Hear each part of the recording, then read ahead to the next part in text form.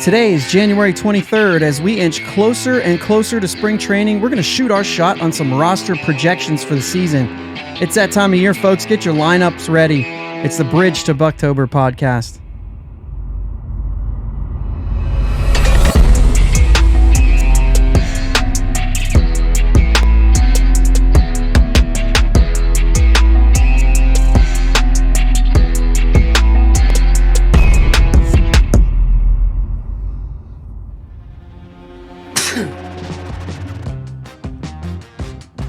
Are you kidding me? I don't know where your mute buttons are. There aren't any.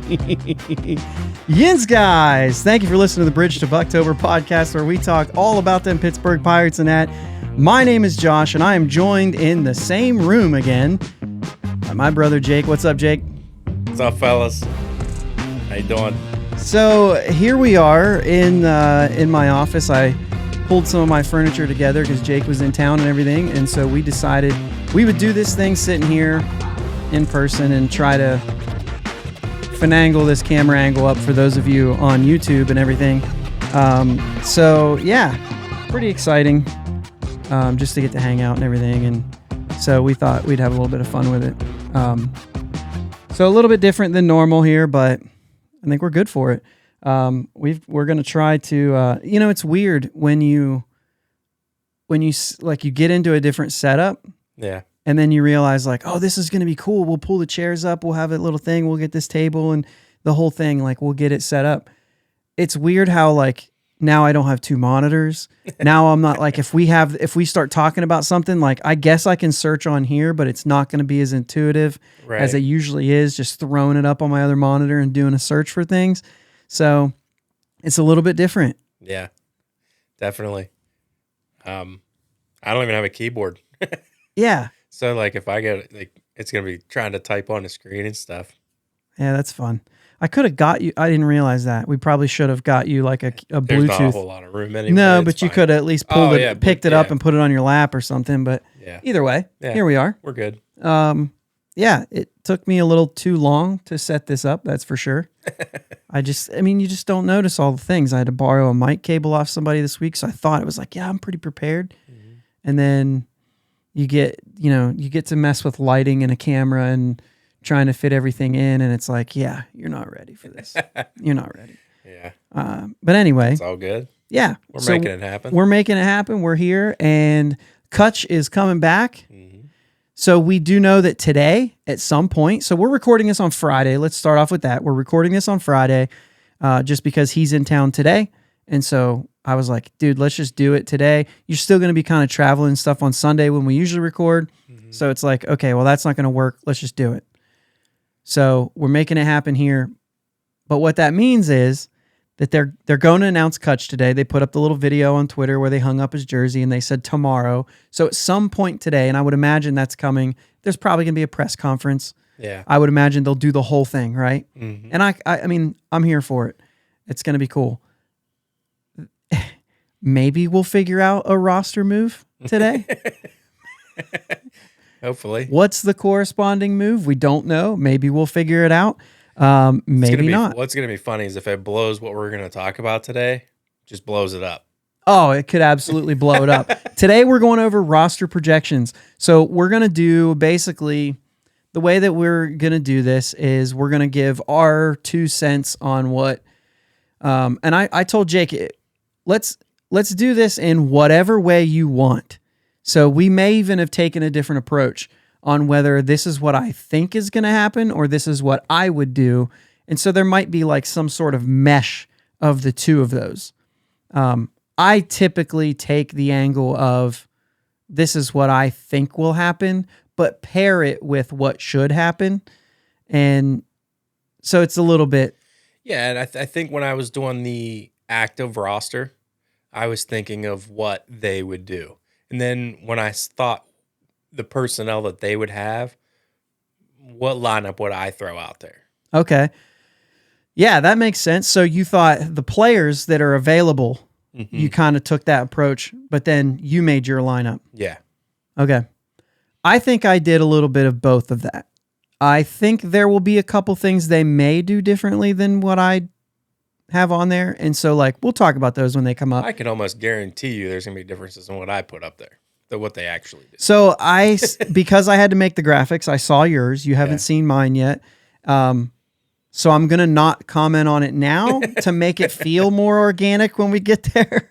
But I agree with what you just said. There will be differences. And I think it's going to be fun to talk about those differences. A lot of times we go into these things knowing what you and I both think. And so I'm excited about this and not knowing so that we can have these types of discussions. Yeah. And also it's the Hall of Fame week this week. And so later on in the episode, we're going to throw our Hall of Fame ballots out there and have a short discussion about that. And then I have one more thing that I kind of threw into that. And I don't know if you can kind of see it on that screen there right above the Hall of Fame ballots, but I think that's going to be fun. We'll have a little bit of a discussion about Andrew McCutchen a little bit later too. But I feel like we're there, right? I mean, there's no moves, right? We're going to get the 40-man move maybe today, maybe by Sunday. You know how the Pirates are. Yeah. And so there'll be a corresponding move at some point this weekend, and we'll see when that is. It totally feels like a Saturday to me. I took the day off because you're going to be in, so I keep reminding myself there's not going to be playoff football games on today. So this is not quite the week. I think for a lot of people, Friday's the weekend. I think like after 5. Sure. Okay. Well, but like some people do like the Monday through Thursday, 10 hours, you know what I mean? Then they get the whole week, the 3-day weekend. But this was an interesting week for me because I got Monday off for Martin Luther King Day. And then so this is a 3-day week. Yeah. It's actually kind of nice. But all right, so let's go ahead and start getting into this stuff. Because I don't have anything else, right? There's no other. There's one around the league move, I'll say, because I've been talking about it a little bit. Jorge Alfaro signed a minor league deal with the Red Sox, a minor league deal. And I'm thinking like, oh, we could have done that. We could have done a minor league deal. Yeah. Because I even said last week after we reacted to what Jason said that, oh, going with Heineman makes sense because we don't have to make a 40-man move right now. If we just would have invited him to spring training and signed him to a minor league contract, we could have done the same with him. Yeah. But either way. Yeah. It's kind of, to me, it was that, well, we already have a catcher who's a really good catcher but can't hit. We may as well have a catcher who can hit but is not a good catcher. Let's just figure that out. There's still one of those out there. Yeah? Yeah, Gary Sanchez. Oh, yeah, that's a good point. But, yeah, you're right. And to be fair, Jorge Alfaro is not a really good hitter. Right. But he has the potential to be. Yeah. He just lit it up in the Dominican. They won. Oh, did they win it? Yeah, and he, of course, had one of the big hits in that series. Former Bucko Mel Rojas Jr. walked off the championship. Oh, yeah? In the 10th inning. So, yeah. Nice. Right? Yeah. He played in our minor league system. Did he ever make it to the show? I don't think he did. I don't think so. Pablo, help me out. Reyes. Oh, yeah, Pablo Reyes. He was kind of one of that group that hung out. They all hung out and worked out together. Pablo and Marte and Polanco and Mel Rojas Jr. They were all kind of like in the off season. You always saw them together. But anyway, all right, let's get going. We first up, so we're going to do projections. How do you want to do this? How do you want to attack this for roster projections? Do you want to go? Do you want to do? So I have the graphics up there that will do. Like each of us have our graphics, but for all the audio people, which is more of our listeners, it doesn't matter what order we go in. We could do each of our lineups and then flip over, and the people on YouTube will just get a like look ahead. Yeah. But do you want to go? How do you want to go? You want to go rotation first and go pitching staff, since I don't think that one's going to take as long. Yeah, we can do that. All right, you want to go first or me? We just doing the. We'll do starting rotation and we'll do the bullpen and everything. So we're going to start with the starting rotation. Yeah. I think we're going to be similar on this. We have one difference when I looked at the differences. We have one difference. Yeah, that's kind of what I thought we would have, because I have Keller, Contreras, Rich Hill, Brubaker, and Velasquez, with a possibility that we go to that 6-man rotation, and if we do, I think that would be Johan Oviedo. Yeah, we talked about that last week with Jason. I really liked that idea, and I liked Oviedo being there. When I started making my list, gosh, I had a really hard time getting him in. And I think that's where I'm really eager to see how spring training plays out, because I feel like we're going to get those kind of things answered. Yeah. And I think this pitching staff, there's one player on either side of ours, and we do have a different player. There's one player on each side of ours that's probably going to flip-flop. And that's where I see. Looking at yours. Yeah, you have one very important guy left off your bullpen that you might want to change. You do not have the Rule 5 pick there. Is that on purpose? No. I don't even know who you're talking about. Jose Hernandez is not in your bullpen. I don't even... That's our Rule 5 pick. He's gone. The lefty. He's gone? He's gone. He stinks. Kidding. I'm just kidding. No, like I just didn't. Like the name didn't even. Like I was just looking down through the 40-man and it just didn't stick out to me. So yeah, so that's the 40-man move. So you may have a change from your graphics. So I'll go ahead and pull mine up real quick, and I'll tell you, I am Keller, Contreras, Brubaker, and then Hill, Velasquez. Really? Yeah. So I want to throw this out there. I could have swore your switch was going to be Contreras and Hill. Yeah, so I thought you were going to put Hill high. But listen here, because this isn't a starting rotation is not always let me go from best to worst. When you're talking about starting the year, I look at the Reds lineup and I see Votto and two other guys who are left-handed, and then our very next trip is against Boston, who have 5 lefties in their lineup. So game 4, I got Hill starting against his hometown team, the Boston Red Sox, where he just came from, in Fenway, against a lineup with 5 left-handers. Or a lineup where you force them to take a couple of them left-handers out even, which means their starters aren't in a sense. Their lefties are their better players. And so that's the reason I have Hill 4th, because I start him in Boston. That's fair. And then we go Velasquez and then Keller again, and Roanzi starts the home opener. Right? And so that's how I have the thing lining up for me. Yeah, that's unless I didn't look that far into it. Yeah, and I didn't go to the schedule. Yeah, that's the only thing I thought of is when you go those first 5, I just wanted to look at matchups and see, because we have one lefty. You got to put him in to give us the best chance to win the game that he pitches. Right. And I think that's the one that makes the most sense for me. So that's the reason I went with that as my rotation. Otherwise, I would have been exactly the same as you. I would have been Keller, Contreras, Hill. If I was just putting them in order of who I think is going to be the most productive. Although the Brubaker thing, because he's been here, I like that too. Yeah. You know what I mean? The new guys can finish it out. I don't know if that matters ever, right? They've got a whole spring to say, I'm here now. Right. So we'll see how that plays out. But to me, it was, let's put the lefty up against Boston, and the whole, he's from Boston. He just played with Boston last year. Let's do that whole thing. He starts against Boston for me. My bullpen, very similar to yours. Bednar, Garcia, Holderman, which we both have. And after that conversation, it seems Holderman's a back-end guy. And obviously, spring training, these guys can pitch their way out of these roles. Yeah. So we understand that. This is just right now. And then I've got Stevenson, Hernandez, and Underwood, and DeYoung. And the reason I went with those guys right now and said those first is because they all have no options to move down.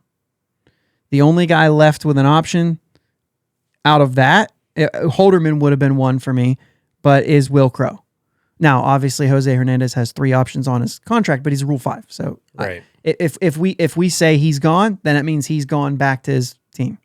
And so it's fine. I mean, that's what happens with Rule 5 picks. I think he has to be atrocious in spring in order for that to happen. Just because we also need another lefty. Yeah. Especially if you don't, then Garcia's not a setup man. He's going to play a lefty role, and he's the only one, and he's going to pitch way too much. So I just kind of, that's the way I see it, is you have to have that other left-hander. And then, so the last one with an option is Will Crow, and he's not going anywhere. Right. So I think it's interesting because you, on your roster, you told me just put relief pitcher for everybody. I think there's several guys that can be long relievers in your opinion. Who do you have there for your, a guy gets chased out in the fourth inning. Who are you bringing in? Will Crow. Period. Nobody else. I mean, you can use Dwayne Underwood Jr. in that situation as well, but for my money, Chase DeYoung. Yeah, Chase DeYoung for me is the big one. Yeah. Yeah. To me, that's I think the role Chase DeYoung will be in. I think Will Crow pitched his way into a middle relief guy. I think I like what he gave us, but I think the late inning stuff that we saw late in the season was gassed. He was out of gas. Oh yeah. And so I think there's still a little bit something there. I think with the other two guys, we can keep him out of that eighth inning. Underwood never sees the eighth inning for me. We've talked about that 100 times. Right. But for me, I have Will Crow more in that middle role, but I listed him last because he could also play that role. If it's been a couple days, like if it's been 4 or 5 days since he's pitched, he could go 3 innings. But I see him typically as a 1 to 2 inning guy right now. And I have Underwood and DeYoung there. Now, DeYoung I still only have as a 2 inning, Underwood I still only have as a 2 inning guy. But if I can get him the 5th and 6th inning, I'm happy, right? So 2 innings is fine. But I can see him do 2 innings. I don't see Stevenson, and of course we don't know anything about Hernandez, so we just don't know. Right. So I just think we have a lot of long relievers. No, I know. You just overlooked it. Yeah, right? Yeah. It was just an overlook. You also like Yohan Ramirez more than I think a lot of guys do. Not that people don't like him, but I think that you are saying I think he needs to find his way on this roster. Yeah, I mean, I think what I saw in him last year was like the movement on his, like he didn't locate great. I think that's what hurt him. But his pitches looked good. He looks good. It just take that step forward and you could be a crucial part of this bullpen. If he doesn't take a step forward, then he is what he is, and I don't think he has to be in the bullpen. Yeah. With the option for me, dude, we're deep. Mm-hmm. We're deep because you're going to have Yohan Ramirez, you're going to have Johan Oviedo in a different way as a starter. Mm-hmm. You also have Dowry Moretta that's going to be available to come up and down. I know I'm not thinking of everybody and I don't have the roster in front of me, but there's one more guy I think that can be up and down in that bullpen. Do you have the 40-man right there? What do you have there? Let's see. Selby seems to be a guy that some people are high on. Yeah, I just don't know anything about him. I think that's probably a little further, but Burrows is on the roster. Yeah, that's another De starter. Los Santos. Yeri De Los Santos. That's who I'm not thinking of. Yeah, and so he's got all 3 options because technically, once he came up, he was injured when he got pulled, like when he wasn't there. So he's still available. So that's the other one I was thinking of. I think is going to play an impact in this bullpen this year. Yeah. So I think injuries are going to happen for some of these guys. I think some guys can pitch their way out of. What do we got there? You hear that? Oh, it's noon. So our tornado siren in town is going off.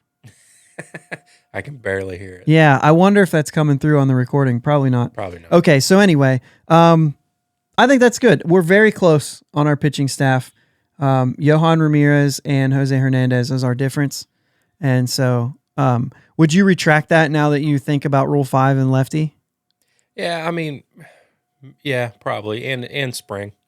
And what we see. Yeah. Oh, and that's obvious. Yeah. So, yeah, I think it could be, man, I really think it's set. I think it's set. And if they other than Holderman, I'm still holding out on that. He's got to show up. He's got to be healthy. And if he's not quite there because he has all 3 options, I think they can slow roll him. And then I think you have Ramirez, De Los Santos, which I think they'll slow him too. I think he's harder pressed to make it. But between Ramirez and Moretta, I think you could see one of those guys maybe crack if Holderman's not quite there. Super interesting. Yeah. And one of those bullpen arms, if they go 6 men with Oviedo, That would be it. That would be it. Yeah. Or Ortiz or whoever they use. That the Holderman could also be a counter to Oviedo if they go 6-man rotation. Yeah. So last year they were able to carry 14 pitchers for a while. They're not able to do that anymore. So there's that whole thing. All right, so lineup, we have yours up there. Why don't you go ahead and go first since it's on the screen? We're doing actual lineup. We'll go through the lineup. So what we did is like we'll say our bench too, but let's start with like right-handed lineup, and then of course you're gonna have a dialogue around that. But let's start off with that right-handed lineup. I got Ke'Bryan Hayes playing third, Cruz at short, Reynolds in center, Santana as a DH. Then McCutchen in right field, Sawinski in left field, Choi playing first base, Austin Hedges catching, and Castro playing second. All right, so I have a couple questions here. You know what? I'll read mine off, and then we'll chatter. So mine is Cruz at short, Reynolds in center, Castro at second, Choi at first, McCutchen in right, Santana DH. I could use this to be closer to me. Hayes at third, Sawinski in left, Hedges at catcher. So where's our differences defensively? Are there any? McCutchen in right, Sawinski in left. No, we have no differences defensively in our starting lineup. So there you are. So let's talk about the order there. You've got Ke'Bryan Hayes leading off. Yeah, and I could easily, I mean, I went back and forth between this. I could easily see Cruz leading off. Yeah. I had him in one of my lineups that I was making up as the leadoff. But when I had him leading off, I had Ke'Bryan Hayes batting second. So this is one of the things that I keep seeing because there's a lot of course, Fangraphs, their lineup projection has Ke'Bryan Hayes hitting third. I think there's still a lot to happen with that bat. And I want it to happen, and I just don't want to throw him to the fire at the beginning of the year. I've got to get him down in the lineup and let him sit down there and let the game start a little bit. And maybe that's, I mean, obviously we don't have conversations with these players. I don't know if that's something he doesn't like or likes or whatever. Yeah. But the idea is like, I want him to happen, and so get him down. Let's not put him right out there and put him right in the focus on at 1 or 3. I don't mind 2. I could rewrite my lineup having him at 2, and Reynolds at 3, and then bumping Castro down because I don't love. I mean, like I wrote these lineups and I thought, man, Castro's hitting third for me, and I kept trying to get him out of there, and I can't. Unless I put Cruz or Reynolds in the 3 spot, I can't put any of these. They hit Castro third last year for like a while when he was going good. And so I thought, what better way to prove you belong? Hit third. You're going to have 2 mashers right in front of you, which means if they walk and Reynolds walks, if they get that, you're going to see a pitch. You've got protection behind you with Choi. And I've got Choi. We do have Choi and Santana flip-flopped, right? Or do you have Choi even further? You've got Choi all the way down to 7th. Yeah. And I've got him in the 4 spot. His on base for me, and I think that he has the potential to be a lot better. And I keep seeing him higher. I mean, it's cool if you have a guy who gets on base down in the order. Oh, no, absolutely. I want my thumpers in the 4 spot, and he's somewhat of a thumper, but he's as much of a thumper as the guys after him. I mean, McCutchen's obviously most of his production comes against lefties. Not that he can't hit righties, but you know what I'm saying? Yeah. Like there's going to be a lot of that. I think that McCutchen's going to see more days off against righties than he is against lefties. Sure. And so when I think of that, it's like, well, I don't want to put him 4th and then have my entire lineup wrecked whenever I put in Ji-Hwan Bae to play for him. You know what I mean? Yeah. And so, or Tucupita Marcano, either one of those guys, they're not taking his spot. The whole lineup gets shifted when you do stuff like that. Where I have McCutchen at the 5 spot, I could barely move things and find a spot for those guys. So, what was the next thing here? So anyway, for Choi, for me, I think that he's going to be productive. He's been productive out of the 4-hole. Maybe not. You're not going to see that home run number stack up, but you'll see production numbers stack up and OPS and things like that. And Santana really is coming off of a down year, and so I like the consistency of Choi more than the consistency of Santana. Get Choi on base, let Santana knock him in, rather than the other way around.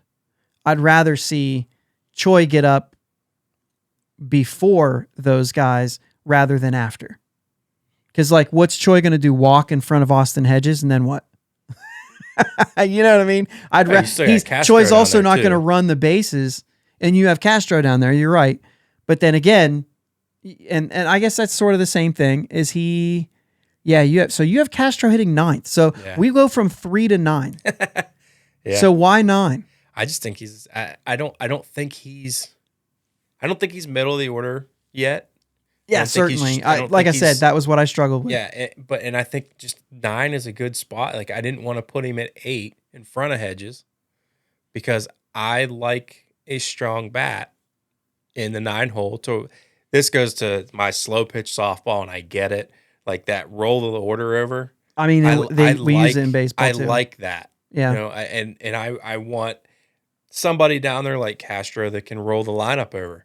Or, hey, we're in a big spot, and I know you're our 9 hitter, but guess what? Castro can hit a bomb. Yeah, I mean, when you're looking at the way that we do leadoff hitters, the way that, you know, baseball's doing leadoff hitters with, you know, some of the guys like Kyle Schwarber hitting leadoff, somebody's got to be on base. You don't want to just end the inning right in front of him. So I get that. Mm-hmm. I literally put Hedges there because he should get the least amount of at-bats, and that for me was enough then to do that. What's good about Castro is, if we talk about your bench, you've got Ji-Hwan Bae and Tucupita Marcano. If those guys are rotating, all 3 of those guys would fit in that role perfectly. Where on my lineup, you're not putting them in the 3 spot. Right. So we've got some more changes to make. The way that I kind of saw mine is, if that's the case, if Castro's coming out and see, I don't have Marcano, I have Bae, but I will say verbally, I'll go either way. I like Marcano as a backup shortstop better than Bae, so I could see it going either way. Yeah. They're a lot of the same player. Yeah. And so that's, you know, I think a lot of people are super high on Bae. The question comes in, well, is there enough playing time? I think in Major League Baseball these days, there's enough playing time for all 13 guys. Yeah. There really is. Mm-hmm. They're all going to play. This lineup, as we know, Derek Shelton, Clint Hurdle was the same way. And don't act like it only happens in Pittsburgh. You rarely see the same lineup go out there every day unless you're the Dodgers. Actually, the Dodgers don't even do it, but unless you're, you know, one of those teams that have mega guys all the way through, and then there's only a couple changes. You know what I mean? Yeah. Especially if you have a bunch of veterans who are like, I don't need days off. Unless they're the veterans that we have. They definitely need days off. But anyway, I kind of vision with the way I have my lineup set. I also have Sawinski buried. I want him to work out of this stuff. I like his power potential. I like him in front of Hedges because I think they will pitch around him, and I want him to work on that sort of thing. Right? I want him to, like, he needs to make sure that he's not chasing, which you could say the same about Castro if you put him ahead on your lineup. If you put him ahead, hey, I don't want you chasing a bunch of stuff. They're going to pitch around you. What better way to learn discipline? Yeah, but if they don't learn it, you're a mess. If he doesn't learn it, he's not going to be here. You see what I'm saying? Like, these 2 guys are guys that say, am I a major leaguer or not? This is where you'll learn it. Because if you can't be disciplined and you can't, like, if you can't limit strikeouts, which Castro did limit strikeouts last year, you know, in the second half of the year, he just still chases a lot. He limited them from what he was earlier. That doesn't mean he was in a good place, but he started to limit them. Yeah, and I get that. But he was also in a place where he was protected. Right. And I understand what you're saying there.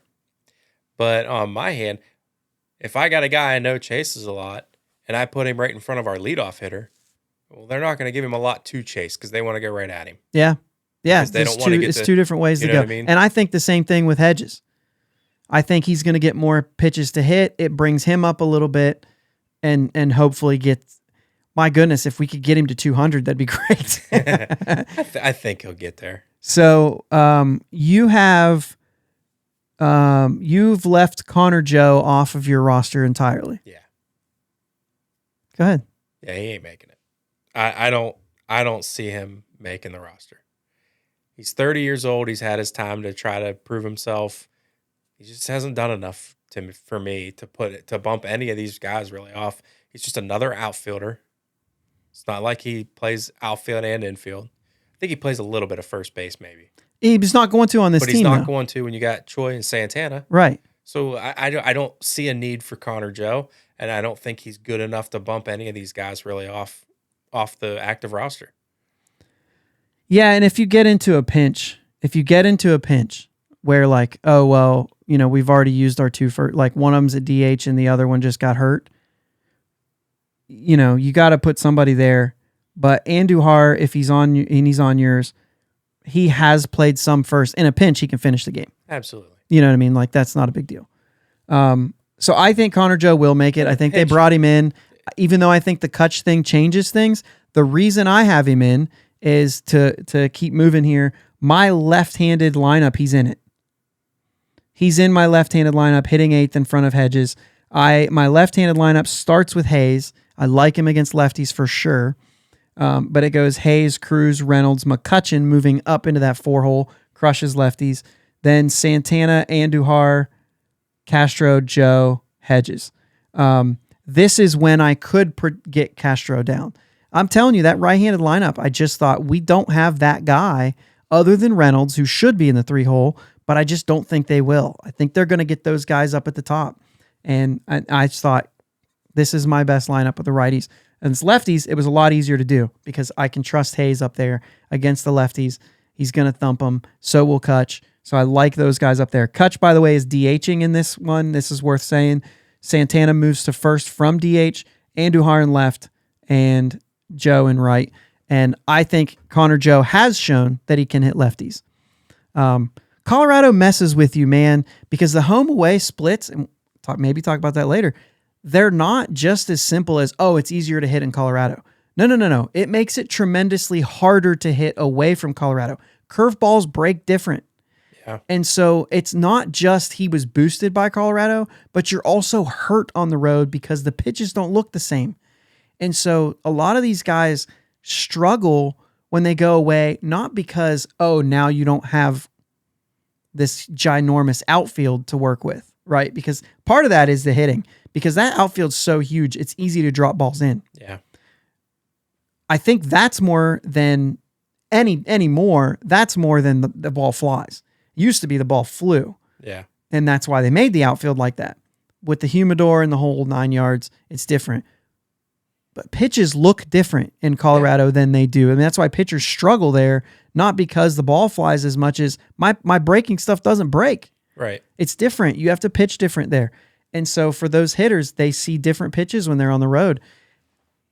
Maybe there's some of that there, but I think it screws with you. You go in and out, And I think that's why I don't think they'll ever be a great team, but flash in the pan teams.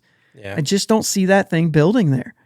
But for me, I think there's enough. I think spring will tell us, though, and I think we'll know according to spring. I think there's enough there for me to say I can get Sawinski and Choi out of the lineup against lefties and make our team better.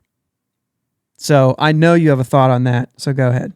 Yeah, I have the exact same lineup with the exception of I will take Santana off of DH, put McCutchen at DH. Santana slides to first. I did that. Yep. Well, I mean, as my right-handed lineup. Oh, you're saying same as your right-handed. Okay. Yeah. So, I mean, you still have Hayes, Cruz, Reynolds, Santana, McCutchen, Sawinski, and then I go Andujar in right field, and then Hedges, Castro. For me, I'm big on consistency gets results. These guys need to come into the thing every day and know what they're doing and know their role. Not that Not that you can't say, oh, we're facing a lefty tomorrow, so I know what my role is coming into the. Like, I get that to a point, and I think there are situations like obviously if you're giving McCutchen a complete day off, you're going to give him a day off against a righty. I would think. Same thing with Sawinski against a lefty. Sawinski, yeah. If you're going to give Sawinski a day off, it's going to be against a lefty. Hey, I was going to give you the day off today, but we face a lefty tomorrow. So I'm going to go ahead. Can you give me one more day, and then I'll give you the day off tomorrow? Stuff like that. And I don't think we need to play as many of the platoon situations because I feel like we have enough guys on, and Sawinski's too young. I think this is the point you want to go with, because I only have 2 platoon situations. Yeah. And I think that they're clear platoon situations for Choi, but also for Andujar and Joe. You see what I notice? I didn't say Sawinski, so make your point there. Yeah, I think for Sawinski, I think he's a young guy. He's out there. I don't like bringing a guy up into the major leagues and saying, you're a platoon situation. Well, how do you know? Right. You haven't seen it. I want to see how Sawinski handles lefties. Does he get better over the course of the year? Does he struggle at the beginning and then figure it out? Let him figure it out. Or let him say, I guess I'm a platoon guy, and I'm going to be okay with that. So lefties in the show are a lot harder than lefties in the minors. So you do need to see him in the show hit against lefties. I think there are at-bats. Against lefties that I could see him getting. I just think as a general rule, my starting, you know what I mean? Let's talk about this. Game 4. That's the lineup I go with, you know what I mean? And I'm thinking of more specifically, like, let's start the season. This is the first lefty lineup I put out there. Sawinski's going to get bats against lefties. He's going to start a game, and they're going to bring in a lefty reliever against him. We're not going to pinch hit for him. That's not what I'm calling for here. You know what I'm saying? You're our player today. Now, if the game's on the line and he hasn't been hitting lefties, then for today, I'm going to do it, and then maybe I'll say, all right, I'm going to start you against a lefty here in the next couple of weeks because I pulled you out in that situation because I wanted to win today, right? Yeah. And then, so there's things like that. Here's the thing. I'm not the manager, and we know that these guys have scheduled days off, and it doesn't matter who's pitching. They're scheduled out a month in advance or whatever they do. I forget what they said. Which is ludicrous for me. It's ridiculous. That's crazy. And we've talked about that being ridiculous. Mm-hmm. And so, but we know that that's who's there and that's what they do. And I think it's going to be interesting to see how that plays out. Yeah. I don't know when we hit record. I don't know where we're at. I don't have a timer now because of the way that see, this is the things about the things that are different. I don't have a timer to know where we are, but I think that's our lineups. So our difference in our actual 26 man, we talked about the pitcher, but here it looks like it is Connor Joe versus Tucupita Marcano.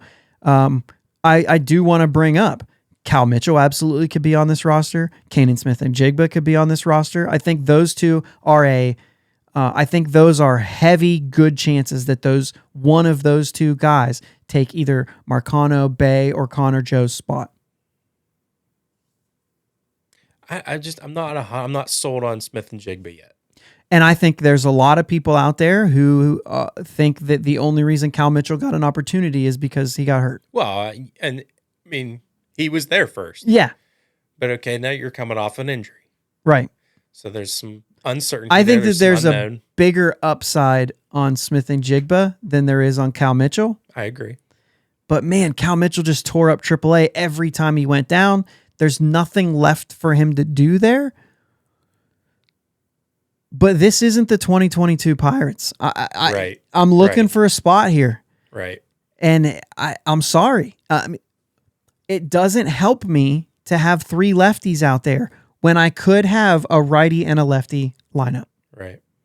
And right now, my lineup is a righty and a lefty lineup if Connor Joe is there. If Connor Joe's not there, then Sawinski and Cal Mitchell are just splitting time, or Sawinski and Smith and Jigba. They're just splitting time.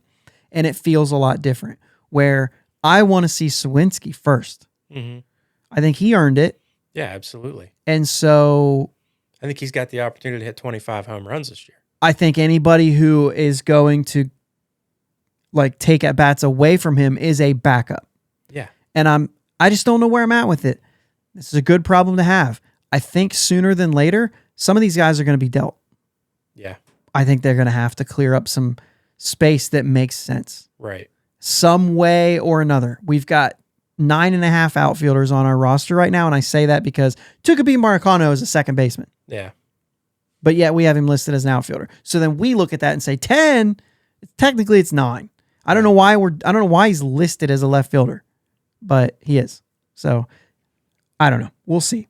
I think his best shot at this roster is how well he can play short. Yeah. Because we don't have a backup shortstop. We just got rid of Diego Castillo and Kevin Newman this offseason. With all that middle infield depth, now we're like, oh, I guess this is what we have. We have all lefties in the middle infield. Like, and as far as hitters, Yeah. I mean, Castro's a switch hitter, but Yeah. you know what I'm saying? Like that we didn't do anything to say like, oh, tough lefty, let's give Cruz a day off today. Nope. Yeah. You better hope he plays 162, which is impossible with this Right. team and this league. And his size. And his size and this league, even, you know what I mean? Yeah. Regardless. So, man, like I said, I don't know where we're at. I'm going to go hit pause. And I also realized I don't have a pause button on the stream deck, which means I am going, well, I guess I don't have to because I can flip over to the other screen. I was going to say I'm going to have to walk in front of the camera, but I guess I don't have to. Let's take a break. Yep. We'll see where we are in timing. And then let's get into a couple things. We're going to do a little Andrew McCutchen thing that I think is fun. And it's going to tie into a little Hall of Fame discussion. But this was good. I like this. All right, let's take a break. If I can figure out how to do it.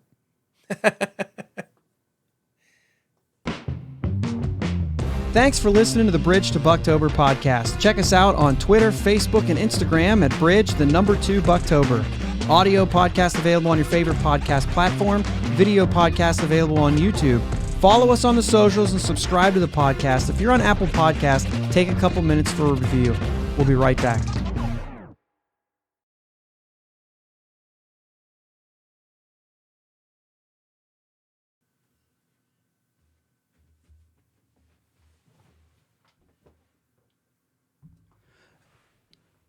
And we're back here on the Bridge to Buctober podcast, and I forgot to make it full screen. So that's going to be a problem because we're going to have to be looking at the rosters. So I'm going to walk in front of the camera right now. Why don't you set up the next thing by saying what we just saw when we got out here and what the Pirates just talked about? Yeah, making it official that we inked Andrew McCutchen. Updated on their Twitter, all that good stuff. You can go there, check that out. They got a nice little video. Just the clubhouse guy walking in and hanging his jersey up in his locker. Just cool to see. Yeah, and that was the Twitter from yesterday. Today was just a picture that said, we officially did this. It's officially done. And apparently, press conference. 3:30. 3:30, it sounds like. Yeah. 3:30. That's right. So we'll watch at 3:30. You guys will have watched this last Friday when you're listening. Yeah. It's already done. Yeah. It's already over. Right. Okay. So no corresponding move, by the way. Not Of course yet. not. Of course not. We're not going to know that at least until tonight. Yeah. At the soonest, I would think. Right. So with McCutchen being official, I wanted to kind of bring this up. There's a lot of excitement everywhere. Yeah. This has been, I've watched a bunch of different things. I've seen, the Facebook comments are always a very dangerous place to look around when you're looking for Pirates stuff. And it's overwhelmingly positive. Yeah. Very few things have been negative. And it's pretty crazy. I mean, the most negative things I'm seeing are like, oh, he's washed up. And I'm like, okay, that's rude. Yeah. The other ones are Reynolds is gone. That's likely. You know what I mean? That people would say that. Which, by the way, we've already heard enough to say that this has no impact on that. Right. Zero impact, actually. That doesn't mean he won't be, but it won't be because of this. Right. It has nothing to do with it. But with this excitement, where do you see McCutchen as far as like Pirates legends? Right up there. I mean, I wouldn't put him above some people. Like, So I wouldn't. Clemente's at the top. Yeah. You get people like Honus Wagner, who pretty much put this franchise on the map. Top 2 player in the game when he was playing. Top, him Right. and Cobb kind of a thing. Right. I mean, the We Are Family, the whole thing there, that's the last time that we've had a guy or some guys that you could talk about, and you put Andrew McCutchen in that level. So that's the question. There's Bonds, and then there's Stargell. Right? And so that's the gap.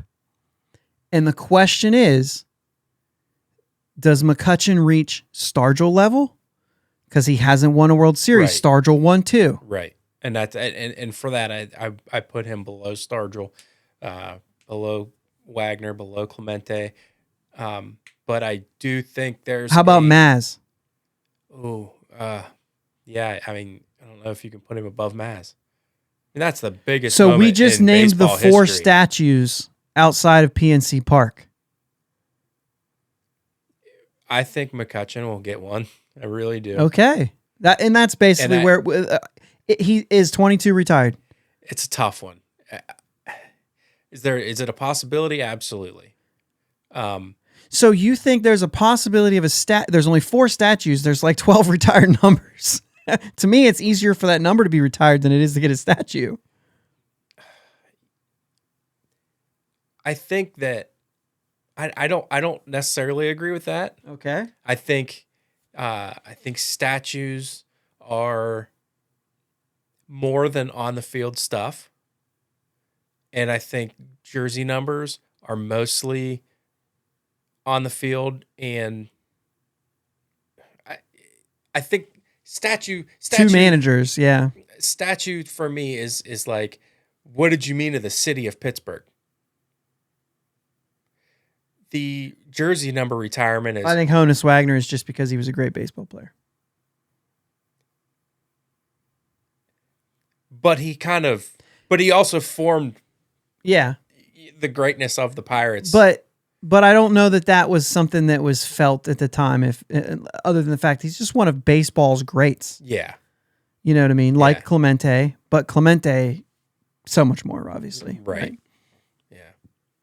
I don't know, man. I think it's harder to get a statue, especially because real estate is hard to come by. I think if he wins a ring, he gets a statue. He didn't win the ring. So I think the statue's out. I think 22 is retired. If he finishes it here, I think it's retired. I think on and off the field, and I do think that I will say that I think the number being retired, I think it has a lot to do with what you've done off the field too. That's your identity, right? So like nobody's gonna wear 22 again for the Pirates. And that's how I feel. They haven't since he left. They haven't, but I also think that they won't, because I think that's the thing that they'll do. It's a lot cheaper than a statue too. That would be the Pirates' move. But it to me that makes the most sense. I don't know about a statue. Statues, I feel like you have to see how long it stands the test of time. So like when McCutchen's 85, we might see a statue going up of him if this continues. If he continues to be in the community and a part of this team and ends up in the booth or doing something else, I think that's how you get your way there to like a statue. You know what I mean? Yeah. Otherwise, Or win multiple rings. Has that ship sailed? I think that ship has sailed. Ship sailed. Okay, thank you. I was going to say it was sailed, but I wanted to hear if you had some kind of hot take or something over there. See if you could throw something in there. In order for McCutchen to win a ring, we'd have to make drastic steps forward in the next 2 years. Oh, you're just extremely lucky. Yeah. Have every single thing go right. It's definitely not happening this year. No. Well, nothing's definite. Nothing's definite, but yeah. As good as it could be. I think there's a far cry chance at maybe the very last wild card spot at best. Yeah. Oh yeah. I agree with that. But so anyway, yeah, I think it's interesting. I think that I don't know that like statue is the way that you I don't think statue is the way that you measure that. I think to the fans, especially specifically the younger fans, like a little bit younger than us even, like their interest in baseball is because of that. Mm-hmm. And so I think that there's a huge emphasis on what he's meant to the Pirates. And I think that he leaps over Bonds when it comes to personality and what he meant to fans. I mean, I liked rooting for Bonds, but at the same time, like, I don't know very many people that Bonds was their favorite player. When they really think about it, like they all say Van Slyke or Jay Bell or, you know what I mean? Just because they were likable. Yeah. But maybe they're still, I mean, the kids still were like, you like the best player. It didn't matter to you. Unless you went to a game and got snubbed for an autograph or he blew you off or, you know, rolled his eyes at you, you loved Barry Bonds. He was the best player on the team. Yeah. So I think that there's still a lot of, by the way, I'm okay with Bonds being in the Hall of Fame. I think he should be in there. Absolutely. Just to say, because I talked pretty negative about him right there. I think he was a Hall of Famer before any of the suspected steroids. I think that if they're not going to test for the steroids, then that's baseball's fault, not his. That's kind of where I stand on that. Which is a way that we move into our next topic and finish this thing out. And I realized that I still had the roster up there the whole time. That's fine. So it doesn't really matter. But let's talk about the Hall of Fame. I think this week, the 24th, they're going to announce the actual class. Some people are releasing their ballots already and stuff like that. So we're gonna talk about the Hall of Fame ballot, and we're gonna make our own ballot and see who we got on there. And so for those of you on YouTube, that is the Hall of Fame class. I'm not going to read through them all. I think there's 28 of them. Quite a few first-year guys. But it's interesting just to have this discussion about Hall of Fame. And that's why I wanted to kind of start off with that McCutchen thing. That's probably a topic for another day. Yeah.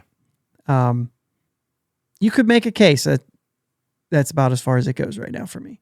But we'll see. We'll see what kind of milestones he's able to hit this year, and you know if there's any more years after that. But when you think of who's a Hall of Famer, where do you go first? Like, what do you need to see? I need to see a stretch of seasons where that player was just absolutely dominant. Whether that's 8 to 10 years. Oh, I think you need to see that. Like if you're one of the best for 4 or 5 years, okay, I'm thinking about you. But then you fall off. Sorry, you were very Andrew McCutchen, good. Right? I mean, that's right now where Andrew McCutchen kind of falls, that 4 to 6 year range. Mm-hmm.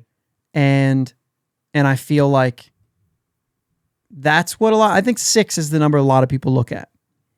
If you can give me 6 prime years, the one thing I distinct in that is you said dominant, and I'd like to know if you agree with this or if you're just saying the numbers are great. I think you got to be one of the best. Sometimes I'll say I believe that is unfair at times, because what you could be saying is, oh yeah, like there was a lot of really great shortstops during the time that I played, and I was probably the 5th best shortstop throughout my prime years, but I was better than 5 guys that are shortstops that are already in the Hall of Fame. So do I have a case for the Hall of Fame too? Or do you have to be the best in your era? Your era, because I've heard it said so many times by major league players on like MLB Network and stuff like that. You can't compare because what players wanted and what they wanted out of their careers were different. Oh, yeah. You know what I mean? We'll go there too.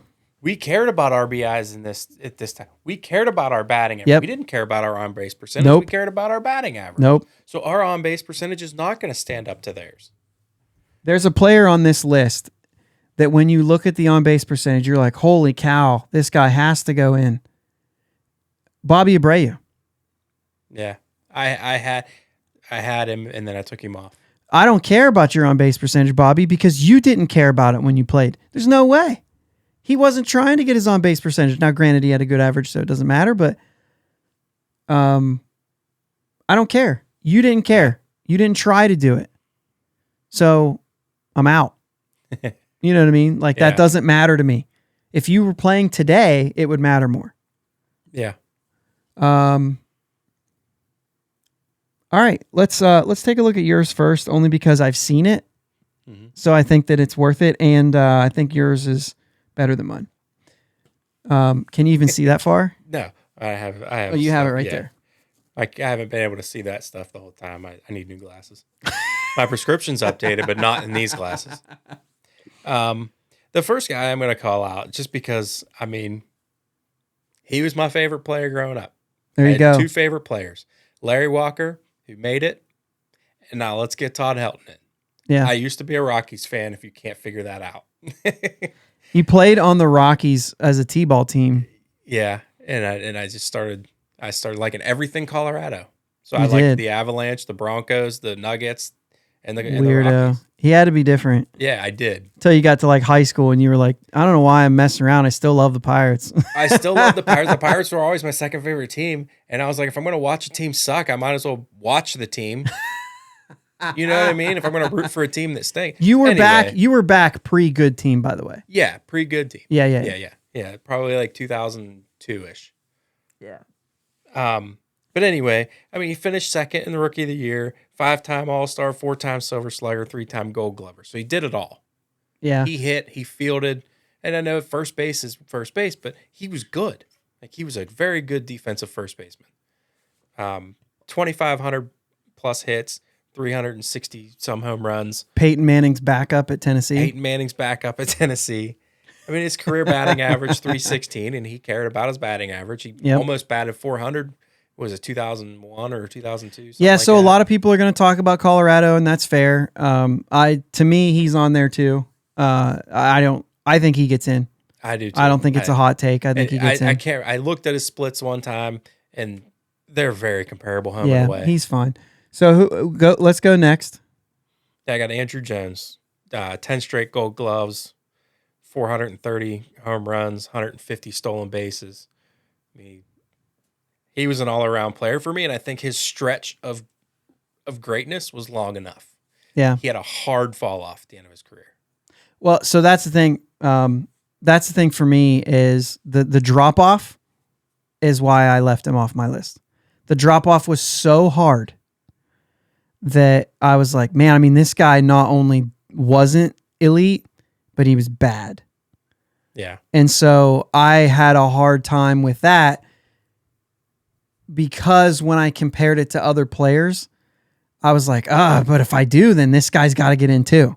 Even though he was the longevity, he was more consistent throughout his career, had a better overall career, and he had a better like stretch. So I was torn. I left him off, but yours is better than mine. I didn't pick 10. I'm just telling you that. So let's keep moving. I had Scott Rowland. I had Scott Rowland. Yeah. Yep. Jimmy Rollins. Okay. I did leave him off, but I like that. I'm okay with it. In 2007. Yep. I'm with it. Hit home runs as a shortstop Yep. when they didn't hit him. I got Gary Sheffield on here. We did have a little bit of conversation beforehand. I get it. I get why people would leave him off. Yep. He's on mine, actually. He is on yours? He's on mine. I couldn't argue against it. I looked at the defense is going to be one of the big things they're going to say, and then obviously they're going to say he was in the Balco report and that whole thing. Once again, to me, They weren't testing. We've Right. heard the story of his. Now, all we have to go off of is their stories, unfortunately. That there's no, and he's admitted, he's like, yeah, I did a thing one off season for whatever reason, maybe just because everybody else was. But the thing for me that gets Sheffield a little on the right thing there is he called for testing a lot. He thought there should have been testing when there wasn't. And so that kind of tells me that, like, even if he was a user, he was doing it just because he had to. A lot like the Trevor Bauer, like, if you're not going to cut down on sticky stuff, then I'm going to use sticky stuff and become the best pitcher in the league. Yeah. So I kind of compare that. Not that I like Bauer. We should not sign him. Keep moving.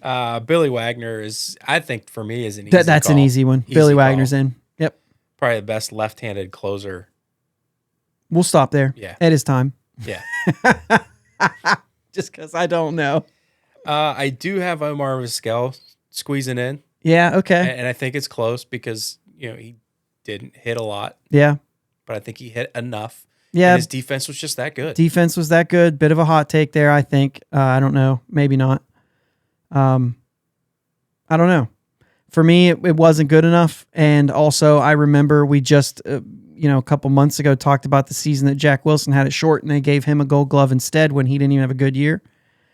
And I was like, oh, so he probably was gifted a few of those. That's fair. But the numbers way, are there. he's got The 11 hardware's of them. there. Yeah. Yeah. The hardware's there. And last on your list, you've got 3 more guys. Yeah.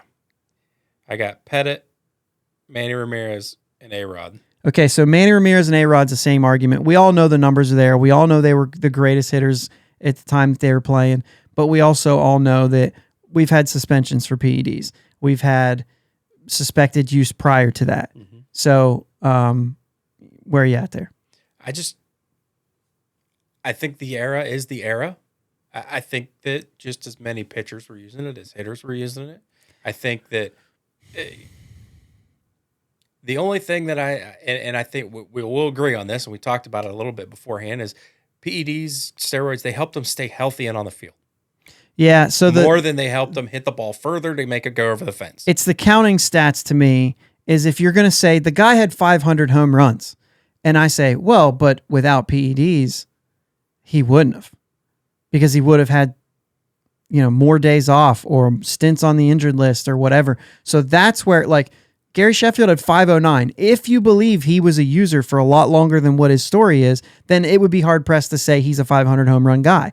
Not to mention, there's 30 guys with 500 homers now. It's not what it used to be. And so that would be your argument. You know what I mean?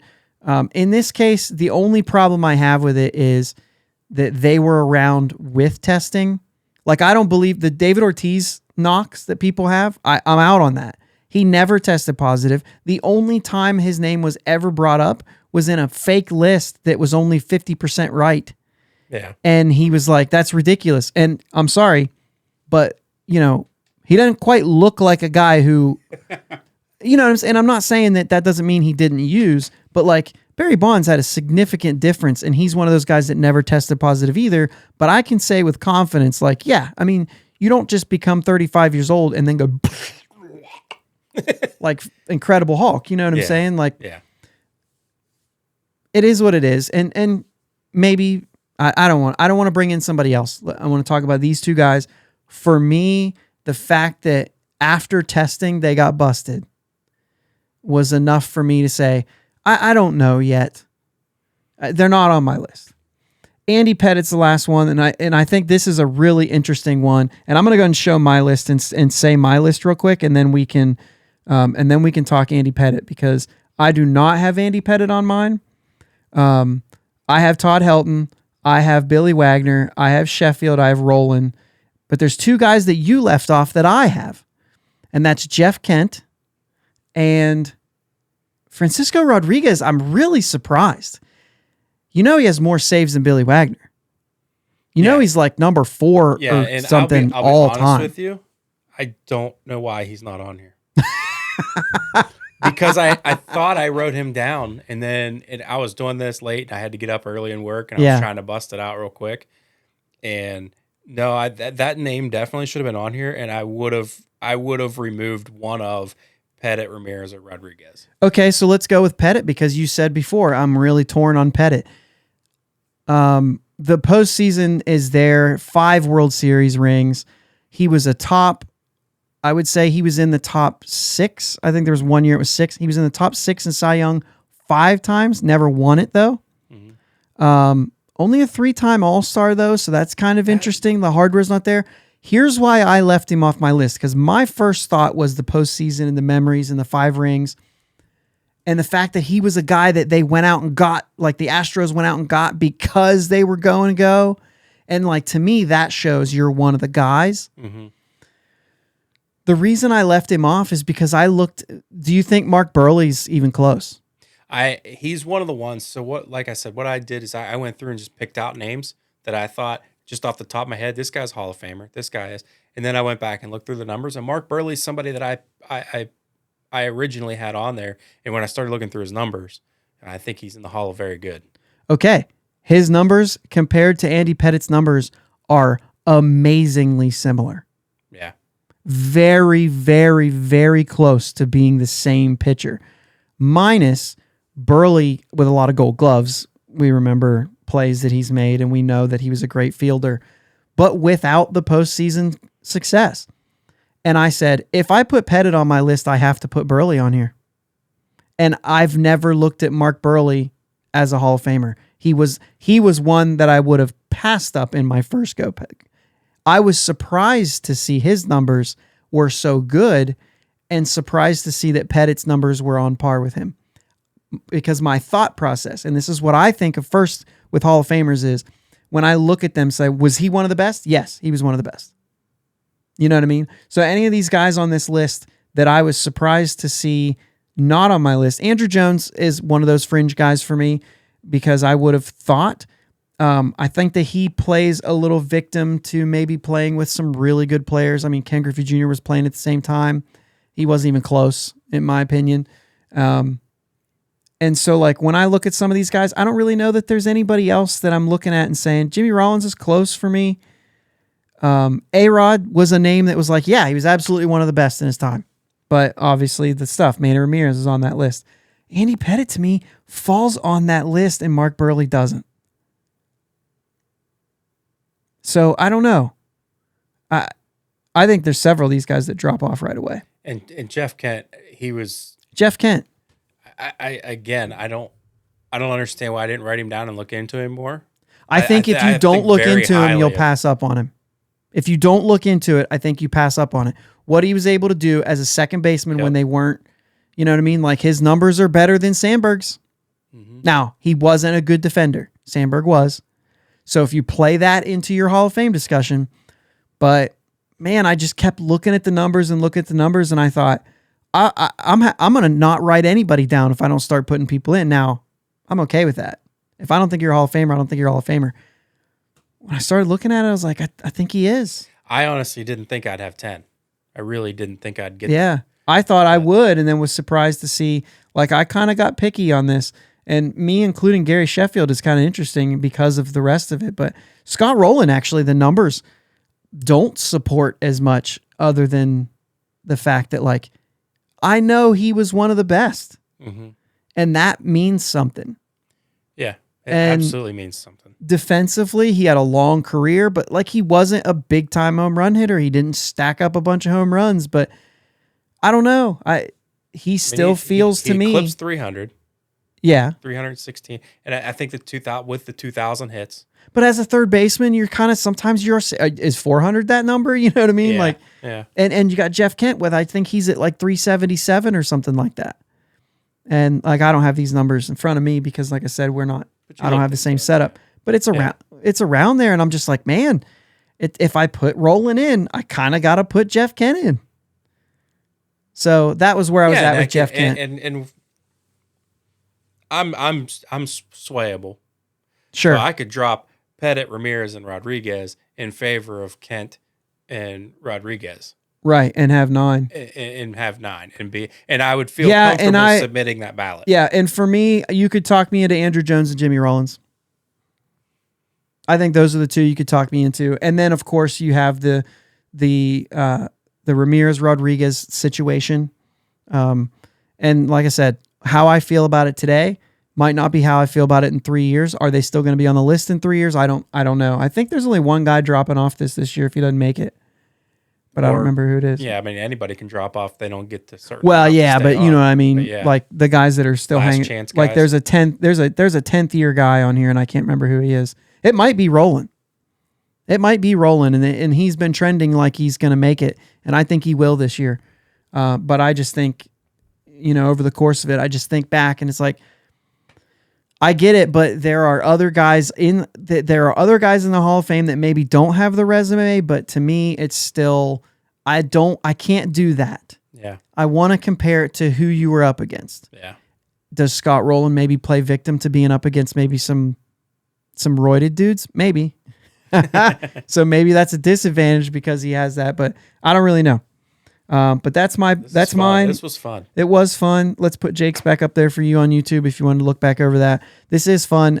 Like I said, we don't have votes. And we I don't care. have votes. Yeah, and it's certainly not anything that don't know where my thought process was going right there. So I can't say, but like I just think it's a fun discussion, and I think it ties into. Well, first off, it's this week, so that's good. But I think it ties into a little bit of that. Where is the legacy of Andrew McCutchen, and how does he fall first and foremost in Pittsburgh, and then moving forward after his career? Do we look at his numbers and think, is he a Hall of Famer? He certainly has the case for being, for a 2-year span, in my opinion, he was the best player in baseball. He was ahead of Trout for 2 years, which is a hard thing to do right now. And I think that he accomplished it for just that clip of 2 years. And he was still in the discussion for a good 4 years, 4 or 5 years, something like that. I don't know if that's long enough, but if he plays long enough and he has, like he could get to 2,000 hits. It's not 3,000. 3,000 is ridiculous. Yeah. But he could get to 2,000 hits. He could get to 300 home runs. And so like you start to see some of those, and the fact that he was able to put together a little bit of a resume with some all-star appearances and an MVP in there, 4 Silver Sluggers, I think. I forget what it, but when you start looking at that stuff, he's got a Gold Glove. He's got, where does he fall? I don't know. Yeah. Certainly not the discussion for today because he's not on the ballot. But no, this was a good time, and the Hall of Fame stuff, and obviously the Kutch stuff's coming out this week. All of that stuff. I don't have my, actually I do have this. I just resized something. I don't know what we got next week. I mean, we'll react to the Hall of Famers, but that's, like another 10-minute discussion. Yeah. I've been thinking, I haven't even said anything to Jake about this, but I want to know a couple things. First off, if you're watching on YouTube, the comments are super easy. Give us your lineup. Give us your rotation, whatever you feel strong about. Give us your Hall of Fame votes. I want to see them down below. I want to see what they are. If you're listening to the audio, hit us up on Twitter with those. DM, just add us. Just, get part of this and let us know where you stand on those things. If nothing, just to further the discussion. But also, I want to know if you guys, we're starting to get to those like weeks heading up. There's not going to be roster moves. What the heck are we going to talk about? Pitchers and catchers report on the 15th. So there's 2 weeks in between then and now that I'm like, ooh, what do you do? I'm thinking maybe we do some kind of in the second half of this thing, like we just did the Hall of Fame thing. I'm thinking maybe we do a couple drafts.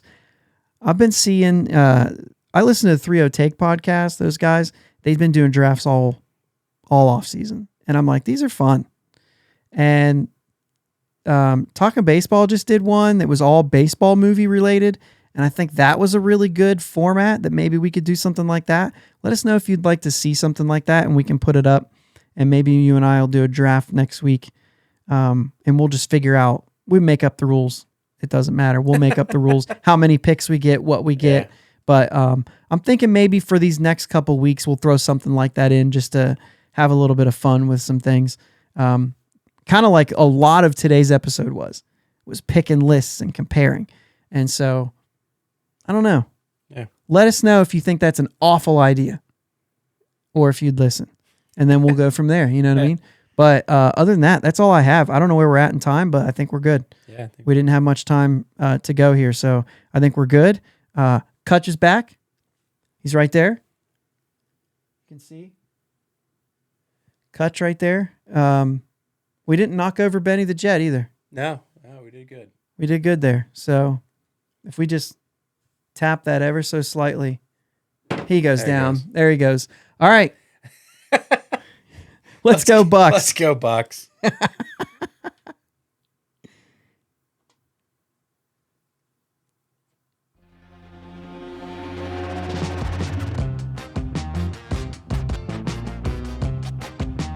Thanks for listening to my dad and Uncle Jake on the Bridge to Buctober podcast.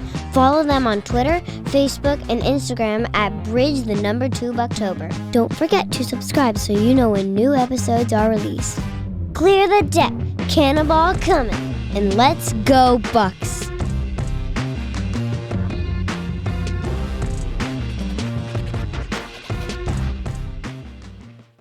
And for those of you on YouTube, I need a closing screen.